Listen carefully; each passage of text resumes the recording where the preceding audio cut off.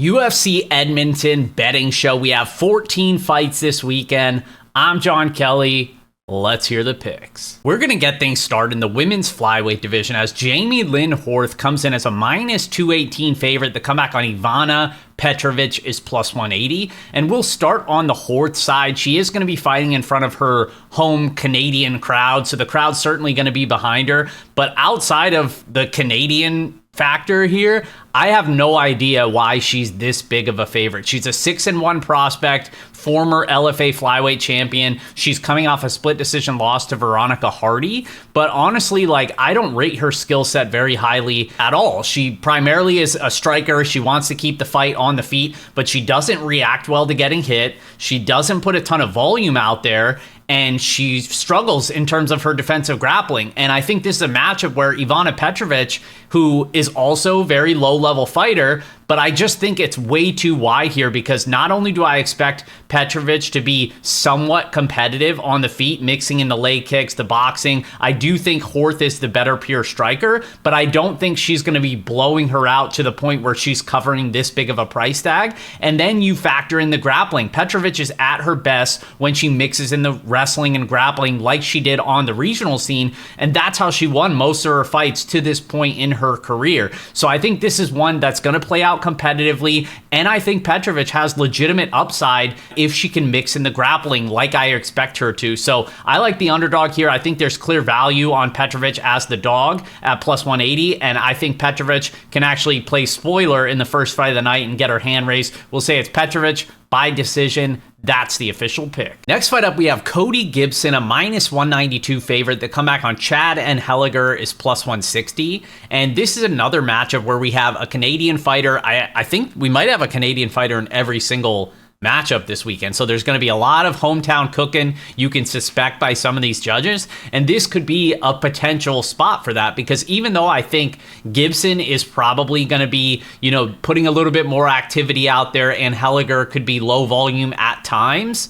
I also think Gibson can mix in the wrestling. He's shown that he has the ability to mix in takedowns. I know he struggled with knee injuries in the past, and now he's getting up there, 37 years old. So that's always a concern. And he's facing somebody in Chad and Heler who I've personally never been very high on, but he does have sneaky power. He has opportunistic submission attempts, and I think he's got that dog in him. So if this fight plays out somewhat close and comes down the stretch where Heler, who has solid cardio, former hockey player, makes it a dog fight, you can probably lean into that at plus 160 and hope for some hometown cooking if you think the fight plays out competitive. I go back and forth on this one because I do think Gibson is the better round winner. I just worry about the judges, particularly in Canada. We've seen bad judging basically all year long and for years, but specifically this year. And I expect it to be bad even more so in another country. But we'll see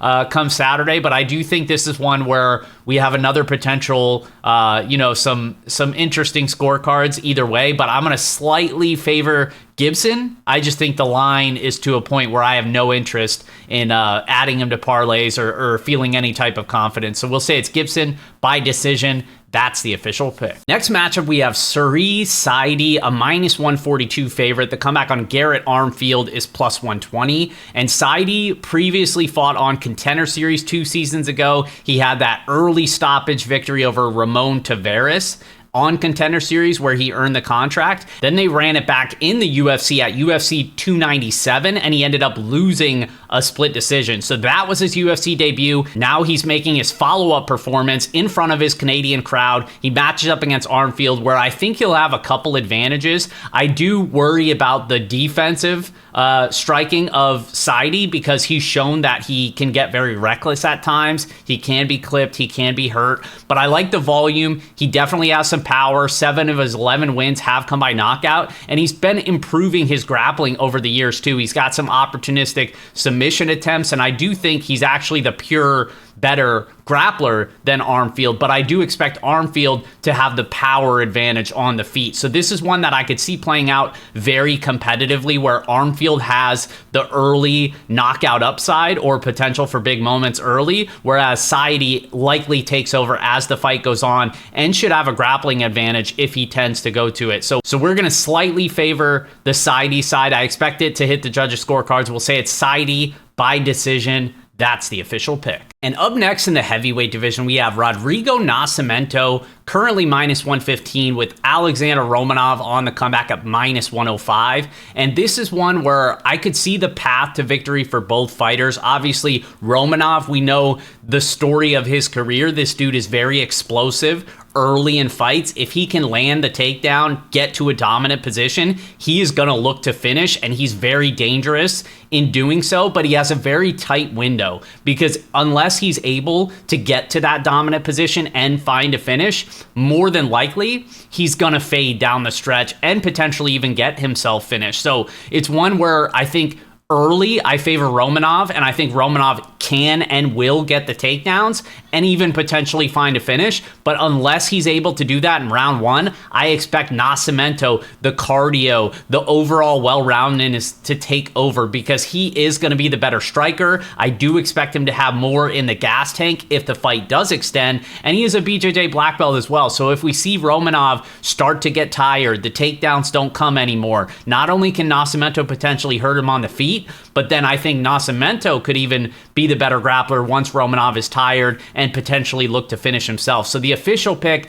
is going to be Nascimento by submission, but in terms of DraftKings, I think Romanov has more round one upside. And in terms of the betting market, these are spots that I do tend to lean towards. We're not getting plus money anymore, depending on where you shop around. But if you're going to get the fighter who is slightly an underdog, who I do favor to win round one, that's a position that I do usually like to take, because if they finish in round one, you're good, your ticket cashes. If they start to fade, or if the other person survives, but they did lose round one, then you can usually flip your position, get a better price on the other side with the expectation that now Romanov is going to fade. So there's a couple ways you can play this. The official pick, because I think it happens slightly more often, is that Nascimento survives the early storm and takes over. So it's going to be Nascimento by submission. That's the official pick. Which brings us to our next matchup in the featherweight division, as Yousef Zalal comes in as a -310 favorite. The comeback on Jack Shore is +260. And honestly, I don't understand the line here, because I know Jack Shore is coming off a loss against Joe Anderson Brito. He suffered a nasty gash in his shin that causes the fight to be stopped. But outside of the Brito fight and outside of the Ricky Simone fight, where he largely got out wrestled there, outside of that, Jack Shore's been very good throughout his UFC career. Now he's facing someone in Yousef Zalal, and he's a massive underdog, because the market is buying Zalal at the absolute peak right now. He's coming off a first round submission win over Jarno Aarons, where he just cut right through him. And prior to that, he came back to the UFC after being released and dominated against Billy Quarantillo, where it was very impressive. Look, I'm not taking anything away from the improvements that we've seen out of Yousef Zalal, but I still think that we're really buying into the fact that he's just this amazing grappler now, and that's where I struggle, because Jack Shore is a very good grappler. He averages over 2 takedowns per 15 minutes.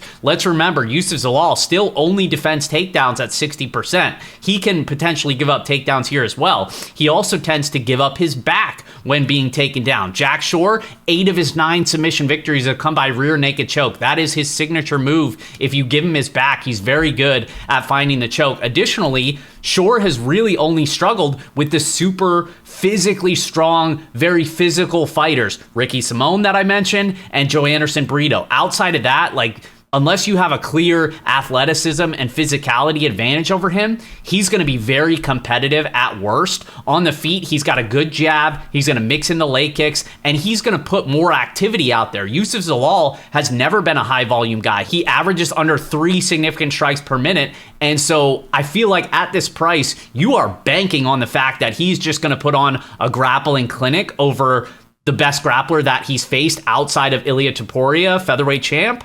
I just don't buy it at this price. I think it's got to be Jack Shore here at this number, and that's really all I'm concerned about. I expect the fight to play out competitively, and I do lean with Jack Shore getting his hand raised here. We'll say it's Shore by decision. That's the official pick. Next fight up, we have Charles Jordane, a -135 favorite. The comeback on Victor Henry is +114. And we'll start on the Jordane side. This guy has a very exciting fighting style. He's a high volume striker on the feet. He wants to put on a show for the fans. He'll try some flying knees, some spinning back kicks, but he's not a good round winner. He's very hittable on the feet. He's been dropped multiple times in the UFC, obviously coming off a knockout loss to Silva, but he also struggles to defend takedowns. He defends takedowns at under 50% in the UFC. So historically, Jordane has never been a good round winner, but the market just never seems to view him in that light. A lot of times we see the market favor him and move towards his direction in some of these matchups. And we've seen it again so far this week. And I kind of favor Victor Henry because not only does Henry have enough volume to match Jordane in that area and potentially outproduce him, this dude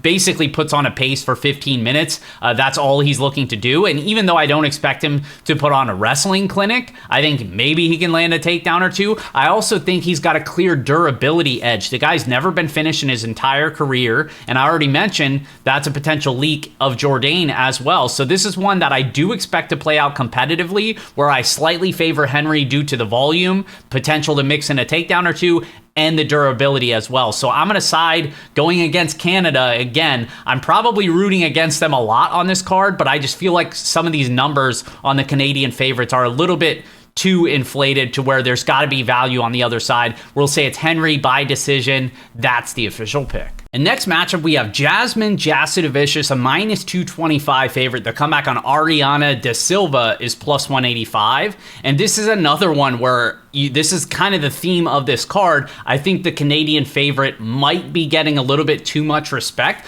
but I do think she is the rightful favorite here because not only do I expect her to have a clear advantage when she closes distance and gets the fight to the clinch, where she tends to excel with the knees, the elbows before going to the takedowns, I also do expect the grappling to be the difference here because Jasmine averages over 2 takedowns per 15 minutes. We know at times that's been a clear deficiency for De Silva is the takedown defense. Historically, she defends around 71%, but she's coming off a fight against Karina Silva, who took her down 5 times. And I know we've seen the grappling improve from De Silva, but I do think if Jasmine takes her down, she's going to make it count, right? Like she's not looking to just lay and pray. She's looking to do damage with the elbows. She's hunting for a finish, and you better believe she's going to look to put on a show for the Canadian crowd. So it's one that I do think De Silva, is going to play out a little bit more competitively, especially if she's able to keep the fight on the feet longer than we expect. But ultimately, I do think the grappling ends up being the difference here for Jasmine. We'll say it's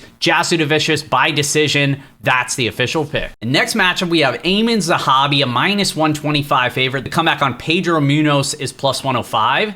And we'll start on the Zahabi side. This is a guy who's quietly on a 4-fight winning streak, and he's a very well-rounded fighter. I'd say with underrated power. He's hurt and knocked out multiple guys in the UFC, but he also has a Brazilian Jiu-Jitsu black belt. He's just not very aggressive in going to the grappling. He's not even aggressive in his striking either. He's typically a lower volume guy, doesn't take a lot of risk, and usually makes it difficult for opponents to get off on volume. So a lot of times you see him play out in these kind of low tempo, close decision type of fights. And that's what I could see happening here because he's facing someone in Pedro Munoz who's coming off a loss against Kyler Phillips. He also has fought much higher level of competition than Aiemann Zahabi, but I also think he's towards the back end of his career. I think his best days are behind him because historically, Munoz has been known to be one of the most durable guys in the division. He still has never been finished in his UFC career. He's also been known to be a high volume guy, but at times we've seen the volume not really be there, especially over his last couple fights. So I feel like he's kind of losing a step. The leg kicks are still nasty. He is going to be willing to stand in the pocket and trade, But I do worry that Zahabi, because he's a guy that limits damage and limits volume, that this could be a fight where neither guy really ends up separating much. So if it plays out like that, I am going to slightly side with Zahabi just because I think the Canadian judging might favor him if the fight plays out 50-50. So we'll say it's Zahabi by decision. In terms of a betting angle, I might look at some sort of split decision prop here, depending on what the number is, but that's probably the only way that I get involved in this fight. We'll say it's Zahabi by decision. That's the official pick. Next fight up, we have Mike Malott, a minus 285 favorite. The comeback on Trevon Giles is plus 230. And Malott is coming off a third round loss against Neil Magny in a fight that he was largely controlling for the majority, and then he completely fumbled the bag. So it definitely wasn't a good look there. And that's really the concern with him, is really just the gas tank, because outside of that, he's a very dangerous finisher, both on the feet and on the mat. On the feet, he's got a ton of knockout power. I think he has the potential to hurt Giles on the feet, but he's actually more aggressive and more dangerous, I'd say, when he goes to the grappling. He holds a black belt in Brazilian Jiu-Jitsu. He's really slick with that guillotine choke specifically. And we know that Giles is somebody who, yes, has fast hands, good jab, but he's got poor fight IQ, questionable durability at best. He's been knocked out multiple times. He's been submitted multiple times as well. So I think this is a really good opportunity for Malott to get a bounce back finish here in front of the Canadian crowd. We'll say it's Malott by submission. That's the official pick. And next fight up, we have Marc-Andre Barriault, a minus 205 favorite. The comeback on Dustin Stoltzfus is plus 170. And this is another one where I do think the rightful guy is the favorite here, but I also could see the argument for the line being a little bit wide. And the reason being is that Stoltzfus has really relied on his grappling lately. He averages around 2.5 takedowns per 15 minutes, and his grappling's pretty solid. He's able to get takedowns, control his opponents, and I think he'll be able to initiate some of that grappling early on, and I think he needs to, because on the feet, he's low volume, he's got defensive issues, he's got durability issues. He's been finishing 4 of his 6 professional losses, and this is one where I think that Barriault is just a better live betting spot, because minus 205, not a great price to pay for going up against someone who you would expect him to have a grappling disadvantage.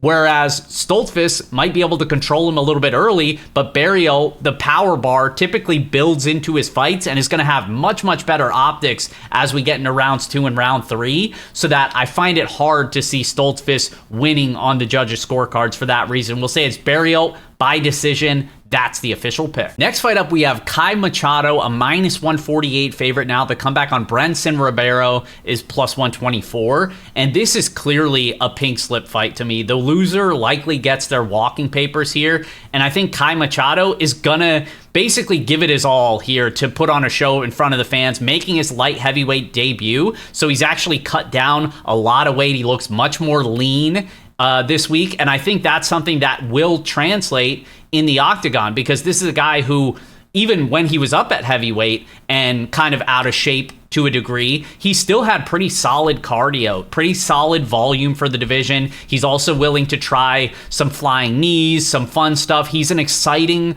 style of a fighter, one that wants to put on a show for the fans. He also does have a black belt in Brazilian Jiu-Jitsu, although he's not super aggressive in typically going to the grappling. And then on the flip side, Brenson Ribeiro, I've never thought this guy was very good. I was surprised when he won as a big underdog on Contender Series. I haven't rated him very highly throughout his entire career, and I just don't expect him, like, unless he's able to catch Machado in like an early sub, or maybe hurt him on the feet, which I don't really see because it seems like Machado's pretty durable. I just don't really see how he wins here, because I don't trust the skill set of Ribeiro. I think he can give up takedowns. I think on the feet he can be hurt very easily. He doesn't react well to being hit. He's been knocked out multiple times in his career.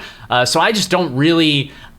I can't get behind him at this price. I know the market's moved in his favor, but I don't get why. I favor Machado here. I think he gets it done in front of the Canadian crowd. We'll say it's Machado by TKO. That's the official pick. Which brings us to our featured bout, as Janata Denise is a -175 favorite with Derek Lewis on the comeback at +145. And this is your typical high variance heavyweight matchup where either fighter has the capability to hurt the other one. We have two dangerous knockout guys. Denise, 7 of his 8 wins have come by knockout, and he's only fought outside of the first round twice in his career. Now, he comes from a high-level kickboxing background, but he's very one-dimensional. He doesn't seem to have much in terms of the defensive grappling, and the cardio is a little bit suspect as well. Now, on the flip side, Derek Lewis is coming off a knockout victory over Rodrigo Nascimento, who we talked about earlier on this card, and that's really what Lewis is trying to do. He's not interested in fighting smart, winning minutes, any of that stuff.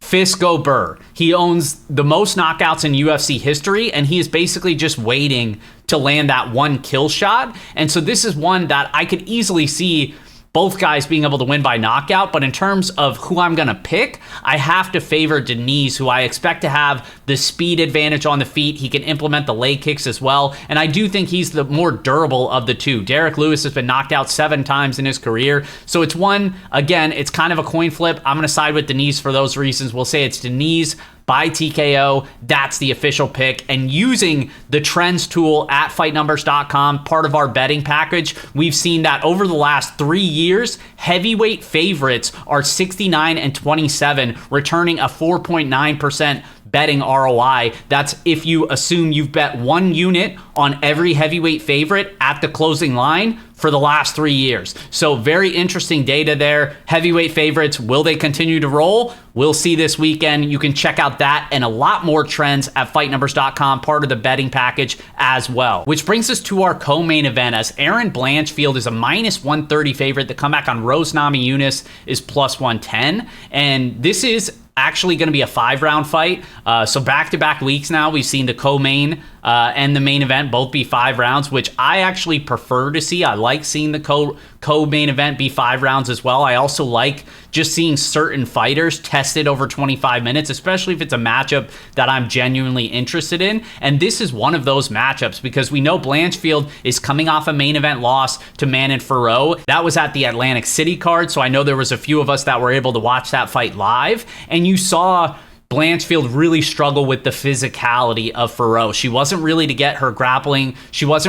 to get her grappling going all that often because Fiorot is just so physically strong and dominant in the clinch. And I don't think that's going to be the case here with Rose Namajunas. Now, I do think Namajunas has much better footwork. She's much faster than Blanchfield on the feet, and she's a much better technical striker. But outside of that, I do think Blanchfield should, in theory, be able to land takedowns here. Rose only defends takedowns at under 60% in the UFC. Now, in general, she's pretty decent at working back to her feet, creating scrambles, or even threatening with some submissions off her back. But I think Blanchfield is too good on the mat to where when she gets to those positions, she's going to be able to consolidate and hold her down or even threaten herself. And on the feet, I do think the fight's going to be pretty competitive because even though Rose is much more technical, she's never a high volume striker. And Blanchfield, we know she's been making improvements in the striking, but she also is very active. A lot of times, yes, she might be outclassed, but she's moving forward. She's putting activity out there. And sometimes that kind of closes the gap in terms of who's actually the cleaner striker versus who's winning the round. And this is a case where I could see Blanchfield being competitive on the feet for Rose and then having some grappling success enough to swing some of these rounds. So we'll say it's Blanchfield by decision. That's the official pick. Which brings us to our main event, as we have Brandon Moreno, a -175 favorite. The comeback on Amir Albazi is +145. And I gotta say, I like the Moreno side here. I am not completely jumping ship on Amir Albazi, but I would be lying if I said I felt good about his prospects moving forward in terms of the top of this division, because I think for starters, he really struggled against Kai Kara France. I personally thought he lost that fight. He's also coming off a very lengthy layoff. He's been off for about 1.5 years, and that's because he had some type of heart condition, and I'm not a doctor, so I'm not going to go into specifics, but I know it was some sort of heart condition where he had to get some procedure done.